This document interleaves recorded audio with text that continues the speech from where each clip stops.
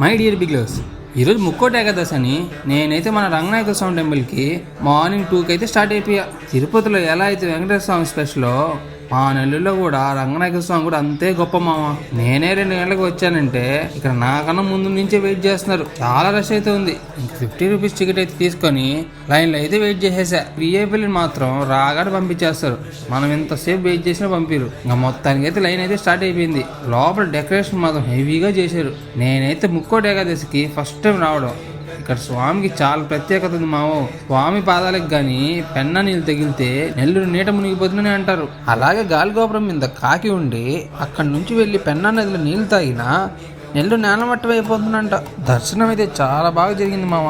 లోపల వీడియో అయితే తీయలేకపోయా కానీ ఇంకా బయటికి రాగానే దీపం అయితే పెట్టేశా. ఇక్కడ కొత్తగా అయోధ్య రాముని అయితే పెట్టేశారు. చాలా బాగుంది అసలు. నేనైతే ఫస్ట్ టైం చూస్తున్నా ఇక్కడ. ఇంకా ప్రసాదం తీసుకుని బయటికి అయితే వచ్చేసా బిగ్లు. ఇంకా పక్కన వెంకటేశ్వర గుడికి అయితే వచ్చేసా. ఇంకా బయటికి రాగానే ఒక ఆవు అయితే కనిపించింది. దానికైతే అట్టుపండి అయితే పెట్టేశా. మీరు కూడా ముక్కోటి రోజు ఏం గుడికి పోయారో కామెంట్ చేసేయండి. సరే అయితే నెక్స్ట్ వీడియో కలుసుకుందాం బిగ్లు.